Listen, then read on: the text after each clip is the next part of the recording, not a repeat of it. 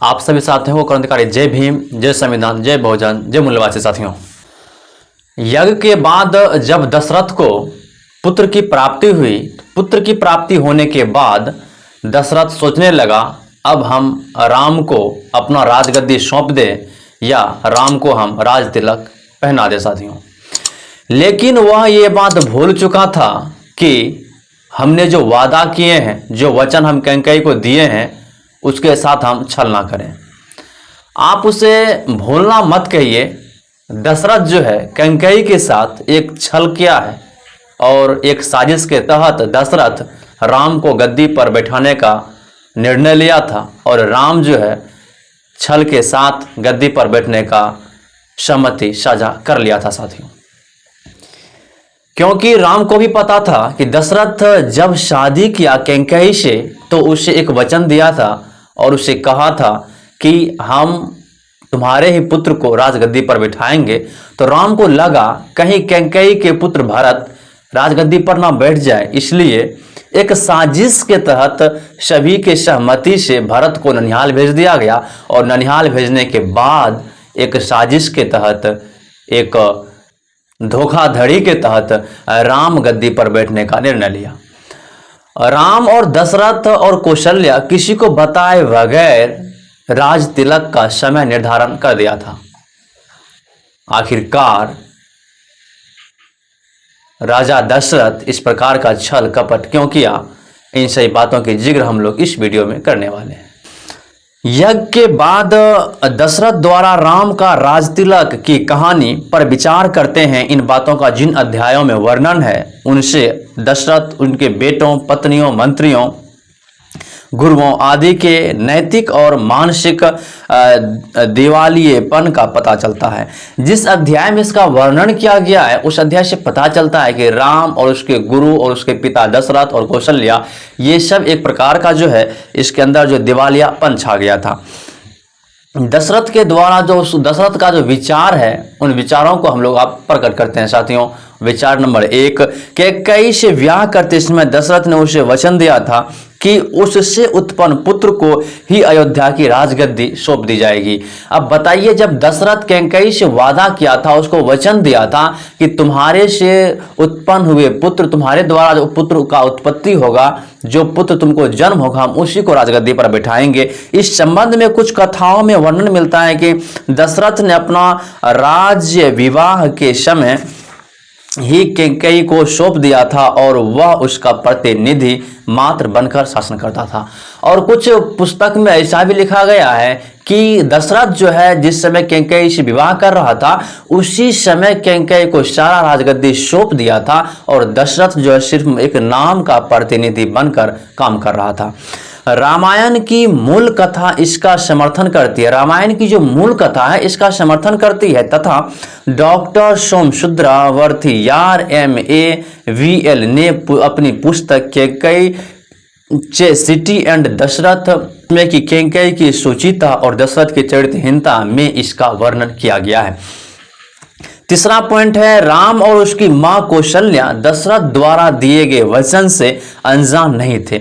राम और कौशल्या जो है दशरथ के द्वारा दिए गए जो वचन कैकेयी को दिया गया था उस वचन से अनजान नहीं था। इसका मतलब यह है कि दशरथ जो कैकेयी को वचन दिया था वह वचन कौशल्या और राम को पता था। बूढ़े राजा ने राम को खुलेआम कहा कि भरत कैकेयी का बेटा अपने मामा के घर गया है और यह तुम्हारे राजगद्दी पर बैठाने का अच्छा अवसर है। दशरथ जो है खुलेआम कौशल्या को और राम को कहा कि भरत जो है ननिहाल गया है और अब भी राम को राजगद्दी पर बैठने का सबसे सुनहरा अवसर मौका है। अयोध्या कांड 4 अध्याय में लिखा गया है, दशरथ ने भरत को अपने नाना के घर 10 साल के लिए भेज दिया और इसके पीछे उसकी मंशा भरत को अयोध्या का राजा बनने से रोकना था। दशरथ जो है भरत को 10 साल के लिए ननिहाल भेज दिया। उसका मंशा ये था कि भरत को राजगद्दी से हटाने के लिए वह यह षड्यंत्र रचा था। भरत को अयोध्या बुलाए बिना लगातार 10 साल तक उसके ननिहाल में रखने का कोई औचित्य नहीं था। भरत को बिना बताए 10 साल तक ननिहाल में रखना कोई औचित्य नहीं था। वाल्मीकि ने मंथरा के रूप में एक चरित्र गढ़ा। उसके बाद वाल्मीकि जो मंथरा के रूप में एक चरित्र को गढ़ा और जो 7वें और 8वें अध्याय में कहती है राम के राजा बनाने की योजना दशरथ ने पहले ही बना रखे थे। जो 7वें और 8वें अध्याय में कहता है कि राम को जो है राजा बनाने की योजना दशरथ ने पहले ही बना रखी थी और इसलिए भरत को उनकी ननिहाल भेज दिया गया और भरत को जो उसकी ननिहाल भेज दिया गया। भरत यदि राजधानी अयोध्या में होगा तो उसे देश की प्रजा की सहानुभूति प्राप्ति होगी। यदि भरत जो है इस अयोध्या की राजधानी में रहेगा तो उसे जो है प्रजा की सहानुभूति होगी, इसलिए उसे यहाँ से हटा दिया गया। प्रवास जो अपने मामा के घर में होने के कारण जनता उसे उसका संपर्क टूट जाएगा। अपने मामा के घर में होने के कारण उसका जो जनता से संपर्क टूट जाएगा। दशरथ की यह भी मंशा थी, दशरथ की मंशा यही थी। राम को राजा बनाने की घोषणा करने के अगले ही दिन दशरथ ने राम को गद्दी पर बैठाने की तैयारी शुरू कर दिया। जैसे ही राम को राजा बनाने की घोषणा कर दिया था और उसके तुरंत बाद जो है राम की राज तिलक का जो साथियों शुभारंभ कर दिया। यह अयोध्या कांड पहला अध्याय में लिखा गया है। दशरथ के मंत्री वशिष्ठ और अन्य गुरुओं और राम को यह पूरी तरह पता था कि गद्दी का उत्तराधिकारी भरत है। दशरथ के मंत्री वशिष्ठ और अन्य गुरुओं को पता था कि यह पूरी तरह जो है पता था कि गद्दी का उत्तराधिकारी कौन है, भरत है। लेकिन इसके बावजूद इन लोगों ने धूर्तता बरतते हुए राम को राजा बनाने की योजना को मंजूरी दे दी। उसके गुरु को भी पता था कि भरत जो है यहाँ का राजगद्दी बनेगा, राजगद्दी उसको सौंपा जाएगा, वह यहाँ का राजा बनेगा। लेकिन वह भी एक धूर्तता के साथ राम को राजगद्दी सौंपने का जो है राज तिलक समारोह बुलाया था। राम की मां कौशल्या हमेशा ही मनाया करती थी कि उसका बेटा गद्दी पर बैठे। कौशल्या हमेशा मनाती थी कि राम जो है उसका बेटा वही गद्दी पर बैठे। भरत, शत्रुघ्न, कैकेयी और कैकेयी के राजा को इतने महत्वपूर्ण राज्यारोहण के लिए आमंत्रित किए बिना ही दशरथ ने जल्दबाजी में तैयारी शुरू कर दिया। भरत और शत्रुघ्न और कैकेयी के राजा को इतने महत्वपूर्ण राज्यारोहण में नहीं बुलाया गया। यह अयोध्या कांड पहला अध्याय में लिखा गया है। एक निजी वार्तालाप में दशरथ ने राम से कहा था कि यदि भरत की अनुपस्थिति में उसको गद्दी पर बैठाने का समारोह रोकना पड़ा तो भरत वापस लौटते ही शांत मन से इसे स्वीकार कर लेगा। एक निजी वार्तालाप में दशरथ ने कहा, यदि राम को हम राजगद्दी पर बैठा देते हैं, तिलक उसका करवा देते हैं, भरत यदि ननिहाल से भी आएगा तो स्वतः पूर्वक कहेगा कि ठीक है इसी को ही राजगद्दी दे दिया जाए, क्योंकि वह विनम्रपूर्ण वह है, उसका स्वभाव अच्छा है, वह एक सज्जन व्यक्ति के रूप में वह सारी बातों को मान लेगा। यह अयोध्या कांड 12वां अध्याय में लिखा गया है कि जो भी विनम्रपूर्ण है उसका स्वभाव जो है वह अच्छा है, वह जो मान जाएगा। यदि राम को गद्दी पर बैठा देंगे, बैठाने के बाद यदि वह आ जाएगा तो कैकेयी ने हट किया कि उसके पुत्र भरत को राजा बनाया जाए और इसे सुनिश्चित बनाने के लिए राम को वनवास दिया जाए। कैकेयी इस बात को नहीं मानी। जब उसे पता चल गया तो कैकेयी ने दशरथ को कहा कि राम को जो है 14 वर्ष के लिए वनवास और भरत को राजगद्दी सौंप दी जाए।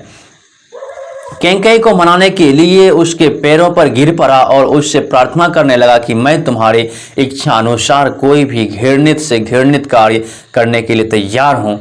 राम के पिता दशरथ कैकेयी के पैरों पर गिर गया और गिरने के बाद कैकेयी को कहता है हम घृणित से घृणित कार्य करने के लिए तैयार हूं, लेकिन राम को गद्दी पर बैठाने दो, बस राम को वनवास पर भेजने का हट ना करो। यह अयोध्या कांड 12 में लिखा गया है कि हम घृणित से घृणित कार्य करने के लिए तैयार हैं, लेकिन राम को जो अयोध्या से उसे वनवास मत भेजो। दशरथ ने कैकेयी से कहा तुमने इतने यत्न से किए व्यापार की आयोजन को विफल कर दिया। उसने कैकेयी को एक बार भी यह नहीं कहा कि राम भाइयों में सबसे बड़ा है और इसलिए वह राजा बनने का अधिकारी है। दशरथ ने कैकेयी से कहा, तुमने इतने यत्न से किए व्यापक आयोजन को तुमने विफल कर दिया। लेकिन दशरथ को यह कहने का हिम्मत नहीं है कि राम भाई में बड़े हैं, उसे ही जो है राजगद्दी सौंप दिया जाए, उसी को यहाँ का उत्तराधिकारी बना दिया जाए। जब वह किसी भी तरह से कैकेयी को इस बात के लिए राजी नहीं कर पाया तो उसने राम को अपने पास बुलाया और उसके कानों में कहा, राम, मैंने उस समय भरत को राजा बनाने का वचन दे दिया था। जब वह बात नहीं मानी, जब दशरथ जो है कैकेयी को नहीं समझा सका, उसे नहीं मना सका, तब दशरथ जो राम को बुलाया, उसके कानों में कहा, भरत को राजा बनने के लिए मैं वचन दे दिया था। अब मैं अपने आप में नहीं था, इसलिए यह तुम्हारे लिए बाध्यकारी नहीं है। तुम मुझे गद्दी से हटाकर राजा बन सकते हो। तुम जो है, तुम्हारे लिए अब जो है यह बाध्यकारी नहीं है कि तुम हमें हटाकर गद्दी की राजा बन सकते हो। सभी प्रयत्न निष्फल हो चुकने के पश्चात दशरथ ने सुमंत्र को आज्ञा दी कि कोषागार का संपूर्ण धन भंडार का अनाज व्यापारियों और वेश्याओं को राम के साथ वन भेजने का प्रबंध करे। यह अयोध्या कांड 36 सर्ग में लिखा गया है। जब राम को अयोध्या से जंगल भेजने की बात चल रही थी तो दशरथ ने कहा, ठीक है, राम के साथ जो है धन, संपूर्ण धन, कोषागार, भंडार, अनाज और व्यापारियों के साथ साथ वेश्याओं को भी भेज दिया जाए। यह अयोध्या कांड 36 सर्ग में लिखा गया है। तब कैकेयी ने जब इस पर भी आपत्ति प्रकट की, तब दशरथ ने पूरे मुद्दे को मोड़ते हुए कहा, तुम्हें तो सिर्फ राज चाहिए था ना, कि राज में जितनी भी वस्तुएं हैं वे सब, यह अयोध्या कांड 36 में लिखा गया है साथियों। तब दशरथ ने उसे कहा, कैकेयी को, तुम्हें तो सिर्फ राज चाहिए था ना, कि राज में जितनी संपत्ति है ये तो नहीं चाहिए था ना। दशरथ ने कोषागार में रखे हुए संपूर्ण आभूषण सीता को सौंप दिए। अयोध्या कांड 36 सर्ग में लिखा गया है। राम और सीता को वनवास भेजने के लिए जिम्मेदार कैकेयी पर दशरथ ने गालियों की वर्षा कर दी। उसके बाद राम और सीता को वनवास भेजने के लिए जिम्मेवार कैकेयी पर दशरथ ने गालियों की वर्षा कर दी, पर वह अपने एक अन्य बेटे लक्ष्मण को साथ में राम के साथ जंगल जाने पर कतई चिंता नहीं हुआ। यहाँ तक कि रामायण में लक्ष्मण की पत्नी की कहीं भी कोई चर्चा नहीं की गई है। हालांकि रामायण में लक्ष्मण की पत्नी की जिक्र कहीं नहीं की गई है, उसके बारे में उसका चर्चा कहीं नहीं किया गया है। आखिरकार यह एक प्रकार से छल था। जब दशरथ कैकेयी को पहले ही वचन दे दिया था, दशरथ जब वचनबद्ध हो गया था, तब फिर उसे इस प्रकार से छलपूर्वक राम को राजगद्दी नहीं सौंपनी चाहिए थी। अब बताइए, राम को कहता है कोई ईश्वरवादी, राम जो है वह एक प्रकार का भगवान है। बताइए, कोई भी भगवान इस प्रकार से छलपूर्वक कार्य नहीं करेगा। तो आपकी राय क्या है? अपनी कमेंट बॉक्स में अपनी राय अवश्य रखिए। मिलते हैं फिर नेक्स्ट वीडियो में। जय भीम, जय संविधान, नमो बुद्धाय, जय हिंद, जय मूल्यवासी।